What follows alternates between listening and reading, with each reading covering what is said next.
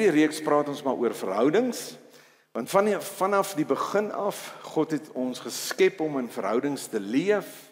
Verhoudings maak die lewe. Maar soos ons almal weet, verhoudings is nie maklik nie. Dit vra genade op genade op genade en vergifnis. Dit vra partykeer om 'n ander wang te draai en te sluk en partykeer te tel tot 50 en weer te sluk. Maar wanneer ons dink aan verhoudingsslip, 'n verhouding, 'n relationship wat ons dit maar noem, dis eintlik maar net 'n verhoudingsfout. Wanneer ek sê altyd as die klats so 'n bietjie gly. En glo my, die klats gly maar by almal van ons, nê. Niemand is gevrywaar daarvan nie. Een of ander tyd gly die klats so 'n bietjie. Ons sê die verkeerde ding op verkeerde tyd, of ons sê partykeer die verkeerde ding op die regte tyd, op die regte plek. Partykeer sê ek maar net read the room voordat jy jou mond oopmaak. Jy weet, ons tree partykeer op in trots. Was baie keer misverstande en dan neem ons partykeer aanstoot want jy het nou nie regtig gehoor wat ek nou vir jou gesê het nie. Jy wil nou maar net hoor wat jy wou hoor. En dan is daar misverstande, ons koester partykeer wrokke.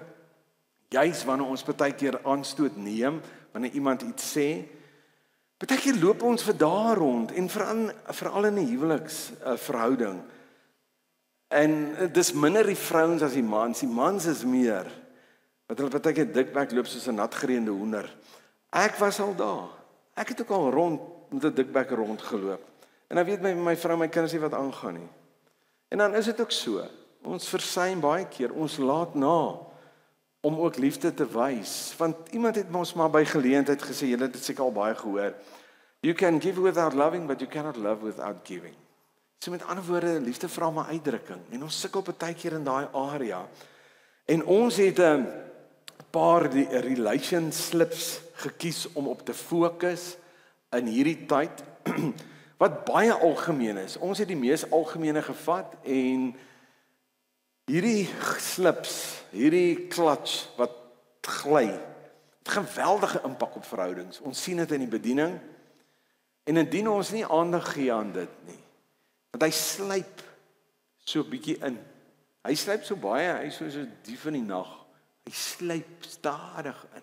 Hy oorweldig jou nie dadelik nie. En indien ons nie aandag gee nie, het dit 'n geweldige impak op huwelike. En verhoudings kry baie seer. Nou ons het 'n bietjie gepraat oor selfsug in die eerste week, wanneer dit net oor my gaan. All about me, myself and I, daai trots en selfgesentreerdheid, daai ingesteldheid, dit breek verhoudings. En ons het gesê die teenmiddel is, kies om te dien. Jesus het tog hy voorbeeld gestel al die pad. En ek het nou mooi gekyk, hierdie afgelope tyd, terwyl ons nou so praat oor hierdie goed, dit bring jou maar net weer terug. As jy nou wil weet al hoe hierdie goed gewerk het, gaan lees maar net, hoe Jesus die goed gedoen het, terwyl hy op aarde was. En onthou die woord sê, hy was ten volle mens gewees, maar hy het net nie gesondig nie. Ten volle mens. En week 2 het ons bietjie gepraat oor stilstype. Wanneer ons hier praat, jy staar net, of jy gaan kruip weg, niemand weet waar jy is nie. En as jy uitkom, dan lyk jy soos 'n natgereende hoender. Alles van jou weggevat is. En ons vermy partykeer moeilike gesprekke, en dis hoekom ons stilstype het. En dan verlede week het ons bietjie gepraat oor aanstoot neem, wanneer jy alles persoonlik vat. Kies om vredemaker te wees. Bewaar jou hart. En baie keer is relationship, hierdie klats gly, of dit nou een van daai is wat ek nou genoem het, is dit baie keer 'n teken, iets wat ons regtig moet aandag gee, want dit raak al hoe groter. En baie keer is genesing nodig, en is nodig dat jy 'n paar aanpassings moet maak. En so in hierdie reeks wil ons ook baie prakties praat, praktiese maniere, hoe om die relationship of hierdie misstappe aan te spreek. En so doen ons verhoudings te versterk. Jy kan nooit bly in jou verhouding waar jy is nie. Met ander woorde, elke jaar moet dit beter lyk wanneer dit kom by jou verhoudings in elk geval. Want as dit nie beter gaan nie, dan stagneer jy. En wanneer jy stagneer, gaan jy net terug. Jy gaan nie vorentoe nie. En ons vertrou regtig die Here vir die herstel van gebroke verhoudings in ons eie gemeente, in hierdie gemeenskap. Ons vertrou die Here vir deurbrake. En indien jy van hierdie gesprekke misgeloop het, gaan na ons YouTube kanaal toe, vang op. Ek glo vir ons elkeen kan hierdie beteken. En net soos ons hierdie lied gesing het, wat Dawid sê, totdat ek doodgaan sal ek die Here prys, en kan ek vir jou sê, ons gaan moet oefen, aanhou leer, wanneer dit kom by verhoudings, wanneer jy deur is, en jou verhouding werk in terme van jou huwelike, dan het jy die geleentheid om jou kinders te help, sodat hulle kinders weer kan help, sodat hou nooit op nie. Maar as jy nou hierdie goed hoor, of jy nou hier persoonlik is, of via YouTube kanaal, die wysheid lê in die toepassing van hierdie inligting, en waarheid wat jy hoor. Want jy kan alles hoor, jy kan selfs die goed gaan lees op internet. Jy kan sê, ek het op 'n baie mooier ding afgekom as wat Kobus nou oor praat. En hierdie ou sê dit baie beter as Kobus. Dis fyn. Maar dit gaan jou nie help, tensy jy dit toepas nie. Die wysheid lê in die toepassing. Jy moet aanpassings maak, jy moet jou gewoontes verander. Jy moet kies om daai stilstype te breek in jou lewe. Jy moet seker goed verander. Dit help jy doen nie selfe goed oor, maar jy het 'n ander verwagting in terme van uitkomste nie. Dit werk nie so nie. Jy moet aanpassings maak. Nou vandag gaan ons fokus op hierdie dief. Ek gaan jou nou wys, hierdie dief wat kom steel in verhoudings. Kan ons dit gou wys asseblief? My pa se nuwe Hilux is so taai. Hy kan 'n vis neem.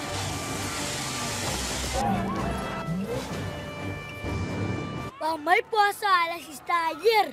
Hy sleep sommer goed op in die berg op. Waar my pa se nuwe Hilux is taai hier. Dit kan 'n groot vis in die berg op sleep met 15 liters bo.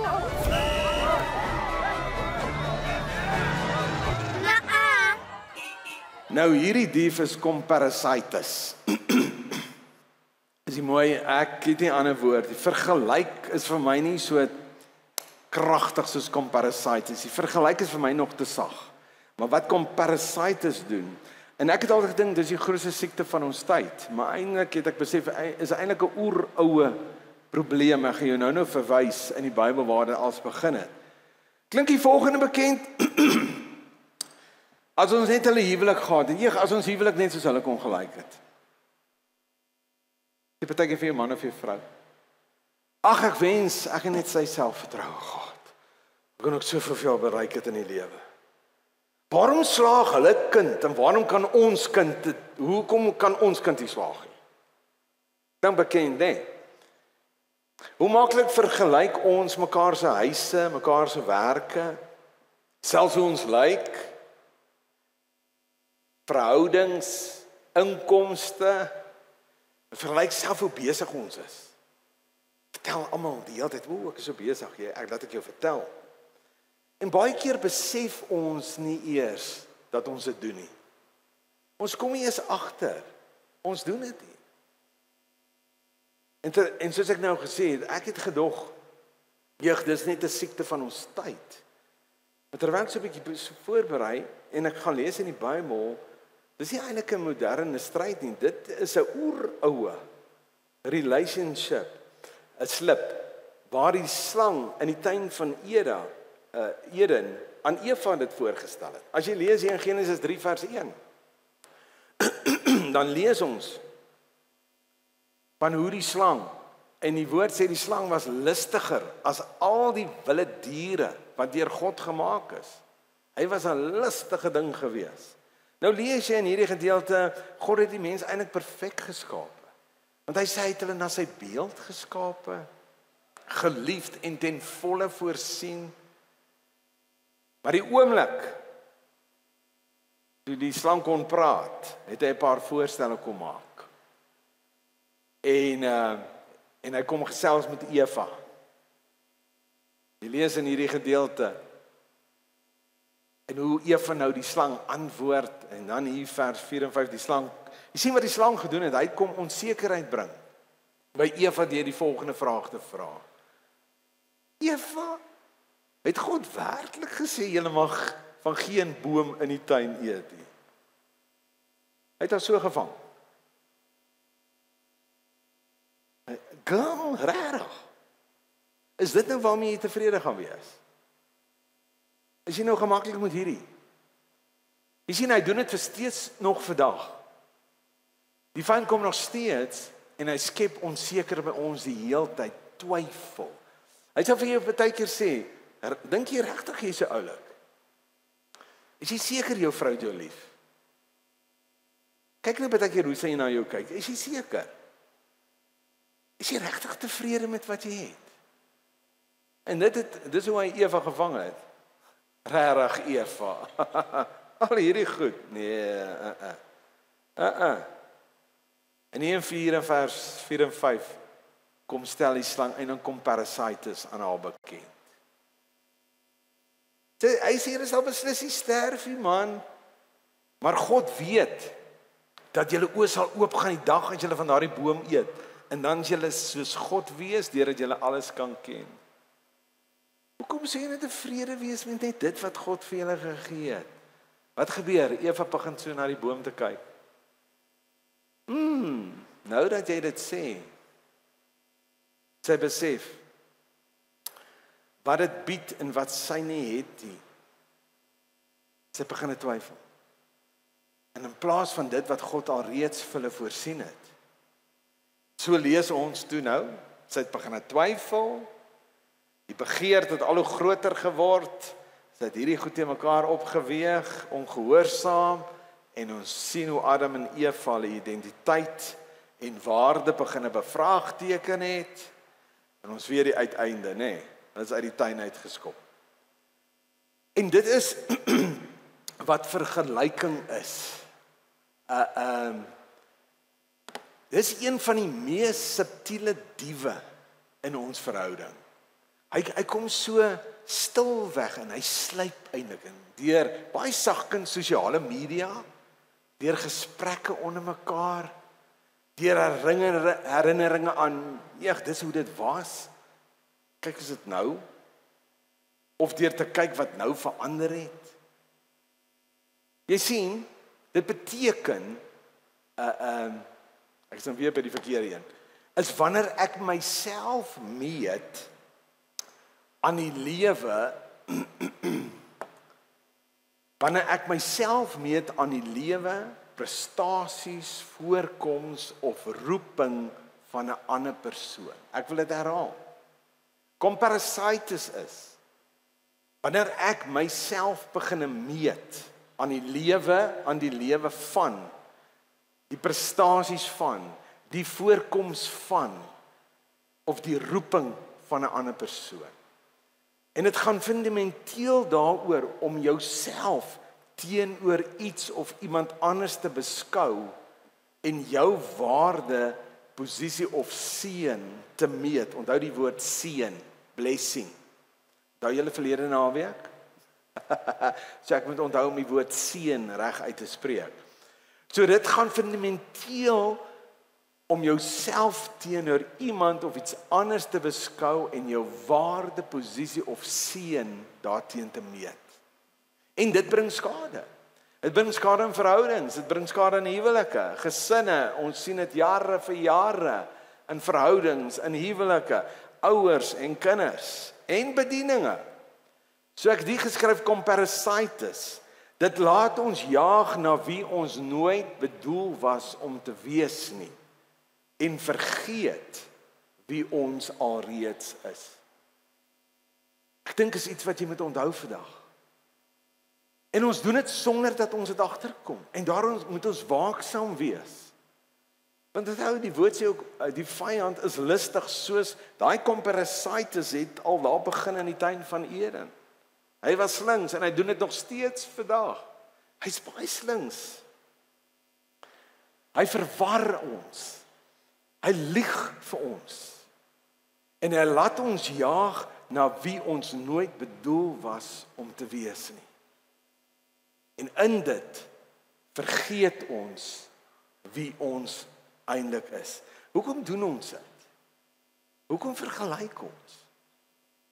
Ek dink ons raak onseker in onsself. Ons vergelyk omdat ons nie weet wie ons is, of vergeet wie God sê ons is. Wanneer ons nie ons identiteit vasmaak in wie hy sê wie ek is nie. En dan raak vergelyking se stem al hoe harder in ons lewe. Tweede rede is glo ek is onvergenoeg. Wanneer ons situasie met ander begin vergelyk, dan maak ons dankbaarheid dood in ons lewe. Wanneer jy ophou om te sien wat jy alreeds het en ons begin najag wat ander het. Jy sien, dis wat vergelyking doen, dis wat comparisitis doen, die vyand gebruik het. Wat vir jou korkot sal sê, wat jy het is nie genoeg nie. Soos hy vir Eva gesê het, girl, is dit normaal? Dis nie genoeg vir jou nie. Hy sal vir jou fluister, wat jy het is nie genoeg nie. Ek sal nooit vergeet ons seuns. Nou is jy maar in die bediening, en hulle is op skool, en hulle raak betrokke met ander kinders. Wie se ouers Porsches ry, en hulle pa ry 'n City Golfie, rooi Golfie, sonder aircon. Laai hulle voor by die dek af van die skool. Dit was altyd 'n uitdaging vir hulle. En dan nooi die maatjies hulle ook na hierdie kastele toe waar hulle bly ensovoorts, en dan sal hulle baie keer daar by die huis kom. Dan kom staan hulle by en sê, Daddy, is ons arm? Dan sê ek, dan begin ek nou met 'n lys. Dan sê ek vir hulle, okay, is jy gesond? Ja. Het ons 'n huis? Ja. Waar bly ons? In Xanadu? Ja. Hoeveel karre het ons? 2. Eet ons elke dag, omtrent 3 keer 'n dag? Ja. Ek sê, ons is van die rykste mense wat jy kan aandink. Ek het hulle ooit so 'n bietjie verward geraak. Maar ons moet ons kinders so leer. Want dit is presies, as ons nie ons kinders van kleins af leer nie, dan sluip daai ding al van kleins af by jou kind in. En ons moet so gou as moontlik, as ek vir ouers kan wenke gee, doen dit so gou as moontlik. Begin jou kinders van kleins af. Want jy sien die volgende rede is sosiale druk. Wat ons beleef en wat ons kinders op hierdie ouderdom al begin beleef van kleins af. Het jy al Facebook of Instagram gesien?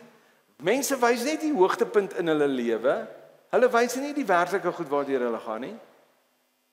Net die highlights. Hulle plaas net die verjaarsdagpartytjie op. Het jy al ooit gesien hulle sit plaas die argumente wat by die partytjie plaasgevind het op? Nee. Hulle plaas die bevordering op. Hulle sien, hulle wys vir al die grade en goed en die bevordering waar hy nou as CEO aangestel is. Hy wys nie die trane wat daarmee saamgekom het nie. Mense wys die vakansie in Bali. Hulle wys nie die skuld wat hulle aangegaan het nie. Sosiale druk. Keep up with the Jones. En dan die fokus. Die vyand het die vermoë om ons fokus te verskuif. Ons kyk meer na ander mense as na Jesus wie ons nou eintlik moet volg, want ons sê almal ons is volgelinge van Jesus wat eintlik die bloudruk van ons lewe moet wees. En ek lag so as ek Johannes 21 en ek het dit hier vir jou ook sommer net neergesit as jy daar wil gaan lees. In die Ou Testament die ou duiwel al begin met Eva. Maar kyk, Jesus moes ou Petrus ook help, selfs in die Nuwe Testament. Hoe hy gesukkel het met comparisitis, hier sluip dit in. Die storie van Jesus en Petrus. Waar Jesus hom so 'n bietjie vasgevat het, want Jesus het nie gehou van vergelykingsgesprekke nie. Onthou, Jesus is dood, hy staan op, hy het hom verloon, en Jesus herstel hom, en wraggies. Jesus maak vir hom ontbyt op die strand, uit wonderlik, hy roep, vir Petrus, en Petrus het jy my lief, en hy sê, okay, kyk nou na my skaap, hy roep hom, Hy maak 'n roeping vas op sy lewe. Wraggies kyk hy vir 'n oomblik na Johannes toe. Want as jy nou die boek Johannes ook lees, die evangelie van Johannes, Johannes was die geliefde disipel van Jesus. En Johannes was dit nooit skaam om te sê nie. Hy was baie naby aan Jesus. Hy het altyd naby Jesus gesit, baie naby aan hom. Baie intieme verhouding gehad. En Petrus maak toe die fout en hy dra om en sien Johannes en vra, Here, wat van hom? Net daar ruk Jesus hom so 'n bietjie reg. Hy sê, wat gaan met jou?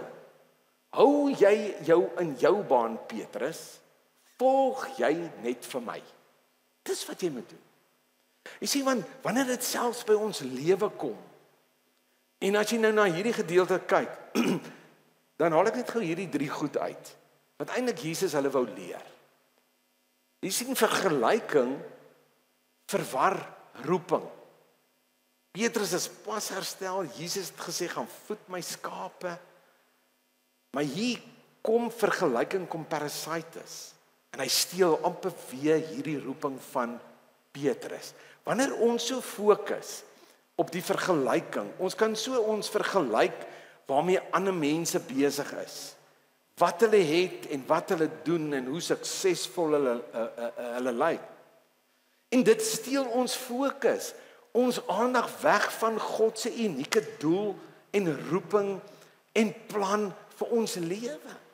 En dan verloor ons fokus op hierdie God gegewe doel en plan wat God vir my het as individu.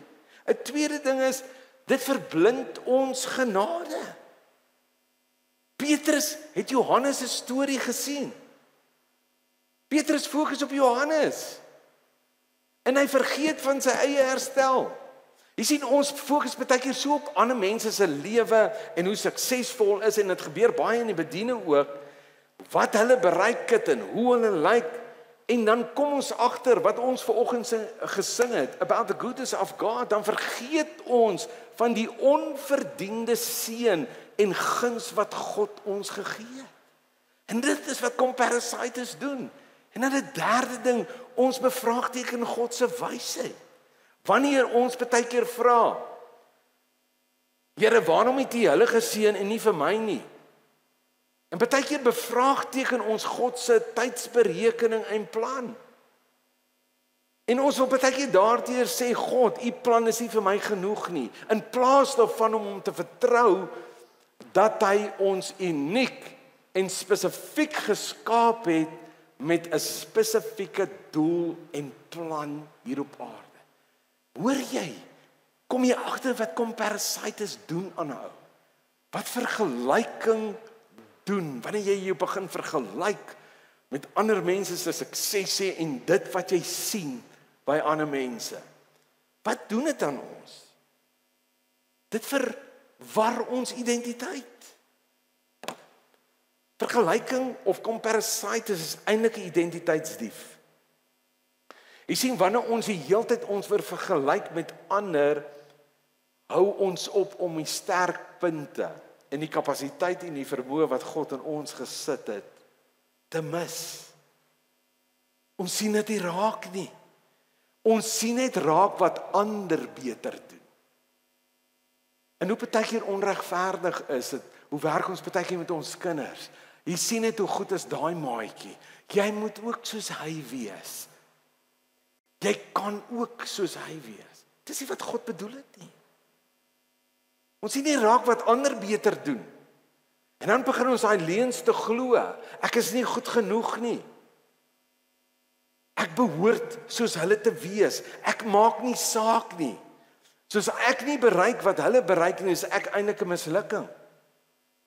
Om eintlik maar net te rus in die wete wie ek is. Wie God my gemaak het, wie ek is. En dan begin ons te perform sodat ons ander kan beïndruk. Of dit laat jou minder voel of meer voel. Maar comparasitis gee net nooit vir jou die waarheid nie. Jy sien die impak daarvan op ons verhoudings. Wanneer dit kom by identiteit, dit verwar ons identiteit. Hoe baie keer moet ek met paartjies werk waar 'n man sy vrou vergelyk met iemand anderste? Wat gebeur? Onsekerheid groei. Ek weet nie of hy nog getroud wil wees met my nie. 'n Vrou vergelyk haar huwelik met sosiale media. Heerlikheid, ons huwelik moet eintlik so lyk. Dis hoe ons huwelik moet lyk. En jy's ontevrede. Jy raak krapperig in jou huwelik. Jy begin vergelyk jou vriende se prestasies. Jaloesie groei. Ek sien selfs in die bedieninge in kerke ook hoe pastore mekaar begin vergelyk hulle bedieninge. En nou wat gebeur? Wat kry die vyand reg? Dit ontmoedig groei in daai gemeentes. Dit steel ons vreugde. Vergelyking maak vreugde dood. Hoekom? Omdat jy altyd meer wil hê. Meer talent, meer skoonheid, meer geld, meer invloed. Jy sien wanneer daai vreugde eers dan begin verdwyn as gevolg van comparisitis, raak jou identiteit wankelrig. Dan begin jy bekommerd, dan wonder jy oor jouself. Dit kweek ondankbaarheid en onvergenoegdheid. Jy sien, jy kan nie terselfdertyd dankbaar en jaloers wees nie. In plaas van jou maat en veral in die huwelik. Hoe dikwels sien ek dit? In plaas van jou maat se sterkpunte te vier, beklemtoon jy net die swakpunt. Ek sê altyd vir paartjies wat ek trou, hey, julle moet mekaar komplimenteer. Al twee van julle het blind spots. Jy's nie daar om mekaar se blind spot uit te wys nie, jy's juist daar om mekaar sterk te maak. Dis presies wat dit doen. Comparisitis kweek ondankbaarheid en onvergenoegdheid. Jy begin ander mense se roeping najaag, in plaas jou eie te vervul. God het 'n plan met jou. Jy vergelyk seisoene. Ons val so maklik in daai struik. Ons vergelyk seisoene. Hulle is nou in daai seisoen en ek is dalk nou in die herfs, hulle beleef somer. En ons vergeet dat God verskillende stories vir verskillende mense skryf. En hierdie jaar was dit ons fokus, God's Glory, Our Story. Hy's besig met ons lewe. Hy skryf stories. Hy werk met ons lewe. Hy werk nie met ons almal gelyk nie. En natuurlik vernietig dit verhoudings en eenheid. Ek lag altyd so, partykeer kyk ons Dine With Me South Africa. Dan wil 'n ou jou eintlik doodlag. Voor die mense sê, hierdie pampoenkoekie van jou is ongelooflik. Dan film hulle in die ander kamer, dan moet hulle nou terugvoer gee. Genade, ek het nog nooit so iets geëet in my lewe nie. Jy sal doodgaan as jy hierdie ding eet. Dit is presies wat ons baie keer doen. Ons kan nie ander mense se prestasies vier as ons in die geheim hulle kwaadlik neem nie. Ja, ek wonder hoe hulle dit reg gekry. Seker maar weer geërf. Hulle is mos altyd voor in die koor. As daar iets gesê word, dan sy klaar op die verhoog. Maar die Here gebruik haar. Wanneer iemand anders as kompetisie sien, kan jy hulle nie werklik lief hê nie. Die impak wat dit het, vergelykings in ons families, in ons ouerhuise. Kinders vergelyk ouers se liefde. Broers en susters vergelyk prestasies. Dis hoekom ek weer sê ouers met kinders, help julle kinders van kleins af, want hierdie is 'n werklikheid. Moenie dink dat almal in die skole Jesus volg nie. Almal is Christen in die skole nie. Help jou kinders.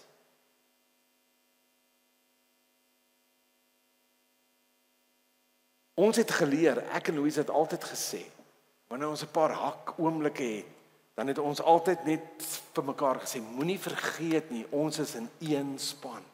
Ons is in dieselfde span. Ons mag nooit vergelyk nie, want ons is in dieselfde span. Die impak wat comparisitis in die kerk het, hoe ons mekaar vergelyk in terme van gawes en roeping en bedieninge. Ek het ons gesien hoe wip mense hulle self. En hoe hulle aanstoot neem. Hoe hulle eintlik vir ander mense sê, man, hulle is voor op die wa. Ek sê nie, hulle volg net die roeping van Jesus op hulle leef net hulle roeping uit. En dit beperk ons geestelike groei. Dis die impak wat comparisitis op ons lewe het. Jy kan nie die wedloop hardloop terwyl jy na iemand anders se baan kyk nie. Jy sal weet as jy atletiek op skool gedoen het. Jy gaan jou nerve afval as jy nie op jou fokus vorentoe nie. En dis hoekom parasites partykeer werk. Ons bly kyk na 'n ander ou so goed en intussen verongeluk jy jou eie lewe en jou huwelik want jy bly daar kyk, los hulle. En jou geestelike lewe gaan agteruit. Want jy bly kyk in 'n ander een se baan, soos Jesus vir Petrus gesê het, hy fokus. Fokus op dit wat ek vir jou gegee het, los Johannes uit. En dit lei tot trots of skaamte. Trots as jy dink jy is beter, maar skaam as jy dink jy is swakker of nie goed genoeg nie. Wat is die teenmiddel vir comparasitis? En dit is wat ons moet weet vanoggend. Jesus nooi ons na 'n ander tipe lewe. Dit het hy nog altyd gedoen. Hy wil hê ons moet hemel op aarde beleef in terme van ons verhoudings. Die eerste belangrike ding is weet wie jy is. Verstaan jou identiteit. Vertrou God. Te weet wie jy in hom is. En die gawe wat hy vir jou gegee het om dit te aanvaar. As jy moet sing, moet jy ten volle sing. As jy onderwyser moet wees, doen dit ten volle. En as jy nie kan sing nie, moenie probeer sing as jy eintlik met klas gee en met kinders moet werk nie. Al sing Chantal soos 'n nagteuil of wat nagtegaal, hierdie mooiste stem. Sê jy, maar ek wil nou eintlik so sê ek gaan onderwys word en ek gaan sing, maar jy kan nie eens 'n noot hou nie. Dis hoe dit werk nie. Aanvaar dit wat die Here vir jou gegee het. Hy het jou spesifiek, Efesiërs 2 vers 10. Hy het ons geroep soos ons is, hy het ons op 'n sekere manier gemaak. En dat jy daagliks sal verklaar, ek is wie God sê ek is. En ek het wat God sê ek het. Amen.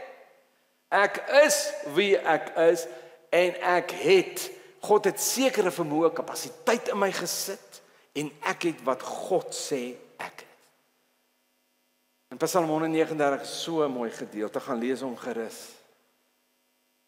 Niemand anders kan soos jy wees nie. Niemand anders het eers jou vinger afdruk nie. Ek het hierdie mooi ding raak gelees. I'm enough. Not because I'm like anyone else. But because God made me exactly as I am for a purpose only. I can fulfill. Ek is genoeg. Hy het my nie gemaak soos iemand anders nie. Hy kloon nie mense nie. Hy het my presies gemaak soos wat hy my wil gebruik hier op aarde. En baie keer vat dit 'n proses om my te skaaf en te skuur. Maar daar's 'n spesifieke plan wat hy met my het. En dan tweede, dankbaarheid. Ek dink dit breek hierdie ding van comparasitis. Soek elke dag iets om dankbaar te wees. Jy sien, dankbaarheid is die vergelyking se vyand. Ou maat, as jy bly dankbaar is, dan kap hy daai comparison se kop af. Maar staan op in die oggend met iets waarvoor jy die Here kan dank. Jy sien, dankbare harte beny nie ander nie.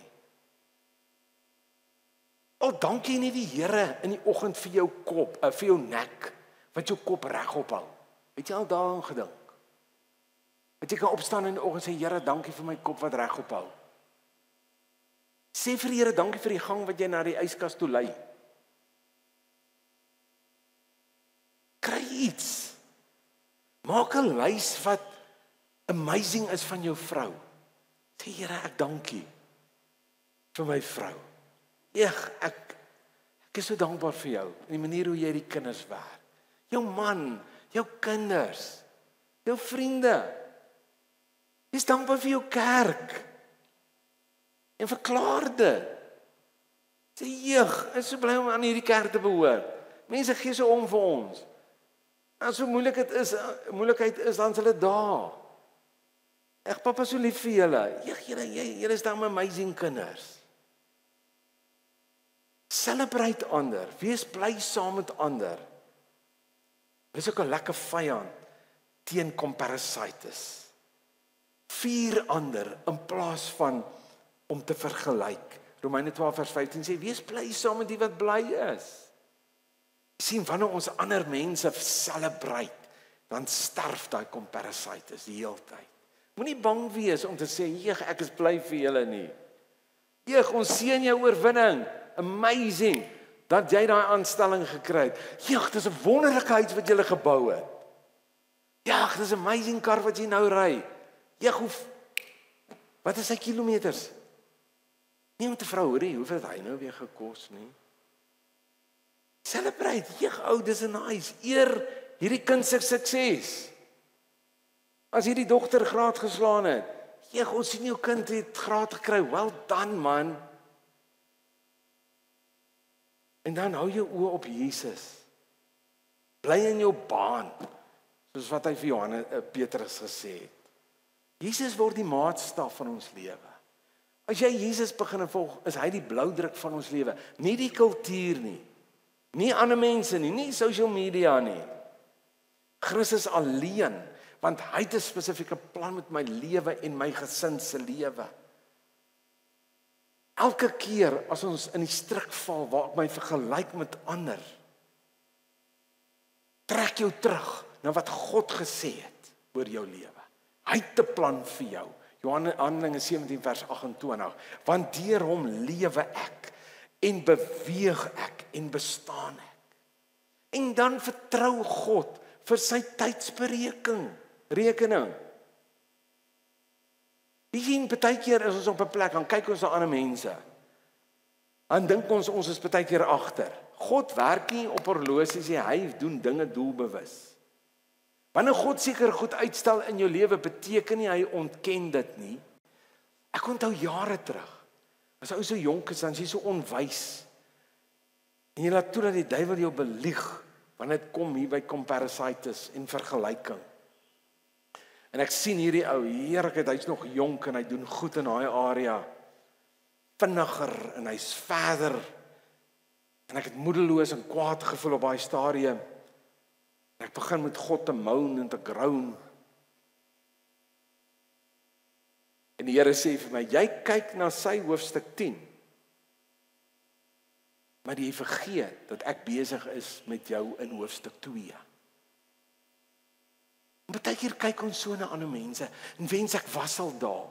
Dan moet jy besef, jy's nog by hoofstuk 2. Die Here is nog besig met jou. Jy gaan jou verongeluk as jy nou daar al moet wees. Laat toe, vertrou die Here vir die pad. Hy's besig met jou. Jy moet jou eie wedloop hardloop. En dalk sit jy hier en jy kyk na iemand anders se hoofstuk. So suksesvol en kyk waar is ons.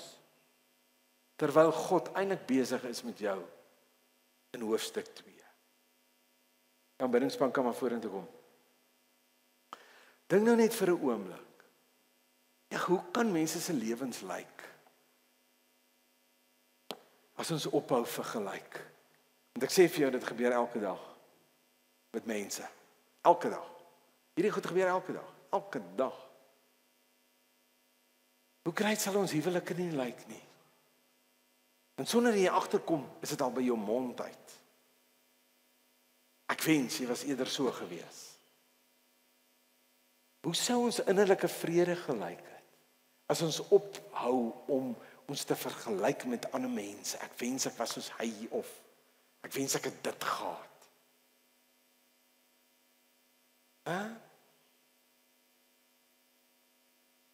Ek dink baie mense sukkel met comparasitis.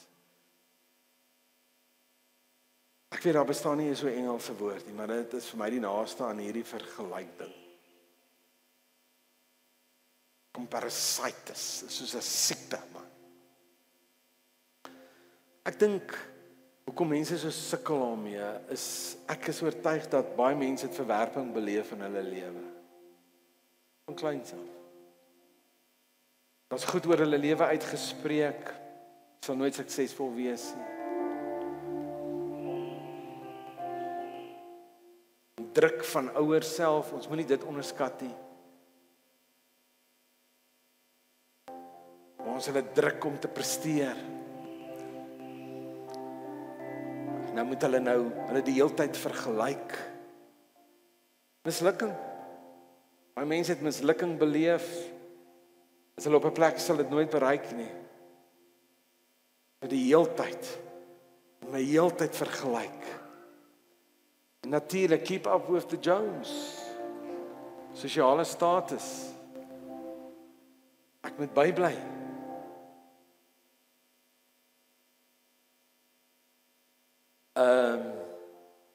Ek het hierdie mooi ding ook raak gelees. En mag jy dit ook vat vandag. Mag ons volgens dit leef. I live fully when I stop measuring myself against others and embracing the unique life God has given me. Luister na die volgende paar woorde. My worth is found in Him, not in someone else's shadow. En dis baie keer die probleem. Ek leef in ander se skaduwee. Embrace. En ek glo baie keer sit mense in ons gehore met identiteitswonde wat hulle opgetel het. Waar hulle vergelyk is. Ja, jy's nou nie so nie en jy's nou so. Dalk is dit nodig. Here, wys my wie ek is. Dalk moet jy Psalm 139 gaan lees hier oor hierdie naweek. Ek het 'n verklaring geskryf met 'n klomp woorde en ek is verklaring. En ek wil hê jy moet saam met my staan. En ons gaan hierdie verklaring maak oor ons lewe en dan gaan ons hierdie lied sing. Ek is wie U sê ek is. En dalk identifiseer jy glad nie met hierdie relationship vandag nie. Jy sukkel dalk met 'n ander relationship. Maar ek is nie oortuig daarvan nie. Ek is seker hier's mense wat sukkel met hierdie ding. En kom maak net weer jou identiteit vas vandag in wie God sê jy is. Ons hoef nie ons te vergelyk nie met ander nie. Want hy het al klaar uitspraak oor ons lewe gemaak. Hy het al klaar hierdie goed gesê. Hy het al klaar hierdie goed gesê, jy is geliefd, man. Jy is vergewe. Jy moet net hierdie goed begin glo. Jy is uitverkies en jy is reeds aanvaar. Dit maak nie saak of jy aan die ander kant van die treinspoor groot geword het nie. Jy is wonderbaarlik gemaak. Dawid op 'n stadium in Psalm 8 is hy onseker oor sy identiteit en sê, Here, wie is ek dat U aan my dink? En dan antwoord die Here hom en sê, hey, luister gou hier na my boetie. Ek is die een wat jou gemaak het. Jy kan alles hier om my sien wat mooi en wonderlik is. Kyk om jou. Maar jy is die kroon van my skepping. Ek het jou met eer en heerlikheid gekroon. Dis die cherry op die koek. Jy is die kroon van die skepping. Dis wie jy is. Jy is God se meesterstuk. Jy's my meesterstuk, sê God. Geskape vir goeie werk. Hy sê jy's 'n kind van God. Jy's myne. Ek het jou verlos. Ek het jou vrygemaak, man. Ek het jou sterk gemaak. Ek het jou dapper gemaak. Jy's meer as 'n oorwinnaar. En by dit het ek jou geseënd met elke seën wat jy kan aandink in Christus is joune. Jy's my skepping. En ek het jou geroep vir 'n doel. God het hierdie uitspraak al klaar oor jou gemaak. Jy moet dit net aanvaar.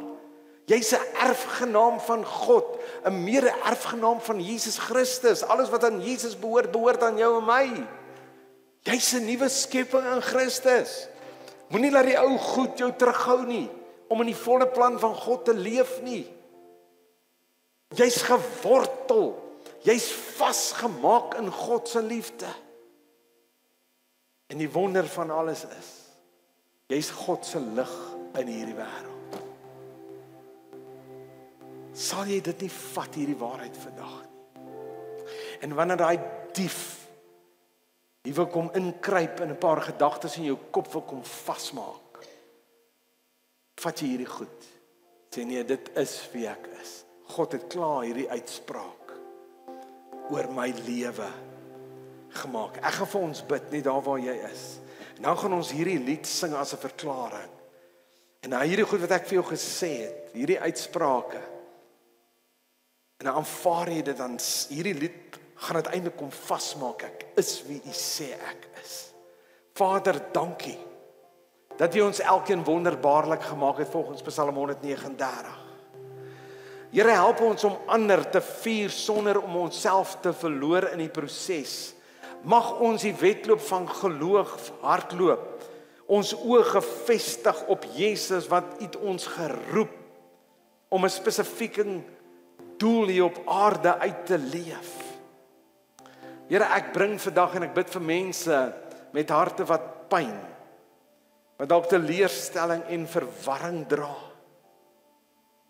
Here, dankie dat U elke gewonde plek sien vandag. Here, U ken elke storie, U ken elke misverstand, elke woord wat gespreek is, elke oomblik van stilte, niks omtrent verhoudings is vir U weggesteek en kan vir U weggesteek word nie. Here, ek bid waar daar gebrokenheid vandag is, wanneer hier verhoudings is wat gebroken is, dan bid ek dat daar genesing sal wees. Waar daar woede is in verhoudings, bid ek dat daar vrede sal kom. Here, ek bid waar daar afstand is tussen 'n man en 'n vrou of familie, kinders en ouers, ek bid, Here, dat daar nuwe begrip sal kom, vergifnis en versoening. Here, waar vertroue in familie of selfs man en vrou verlore gegaan het, dan bid ek dat U hulle bedien met U genade. Here, help ons dat ons mekaar sal vergewe soos U ons vergewe het. Ten volle vrylik. Here, help ons met trots en vrees verwyder dit. Here, ek bid sommer as daar hardkoppigheid is en herinneringe wat mense in gevangenskap hou, breek dit in Jesus naam. Help ons om aanstoot en bitterheid te laat vaar. Here, ek wil bid, harte wat hard geword het, maak dit sag. Harte wat koud geword het, daai liefde, voel of het dood gegaan het tussen 'n man en 'n vrou, maak dit weer lewendig. Maak ons ore oop om waarheid en liefde te hoor. Maak ons oë oop om mekaar met deernis te sien. Here, waar liefde vervaag het, Here, blaas weer nuwe lewe daarin. Waar daar nie meer kommunikasie is tussen paartjies nie. Here, herstel. Here, ek bid waar harte bang is om weer te probeer. Dalk staan die mense. Hulle weet hulle het uitdagings in 'n verhouding, maar hulle is bang om weer te probeer. Gee hulle die krag om die eerste stap te neem. Dankie dat die huwelike, vriendskappe, gesinne genees. Elke verhouding wat die vyand probeer vernietig, Here, beskerm het. Here, mag ons nou U liefde beleef. Ek bid vir mense wat dalk in 'n tronk vasgevang is, in terme van hulle eie identiteit, hoe hulle oor hulle dink, alles behalwe hoe God oor hulle dink. Dat U sal herstel en genees. En ek wil bid terwyl ons hierdie lied gaan sing, Here, dat U hierdie mense sal bedien. Dat hulle sal aanvaar, maar dis wie Hy sê ek is. En ek gaan daaraan vas. Here, dankie dat U werk deur die Heilige Gees nou in ons harte. In Jesus naam bid ek dit. Amen.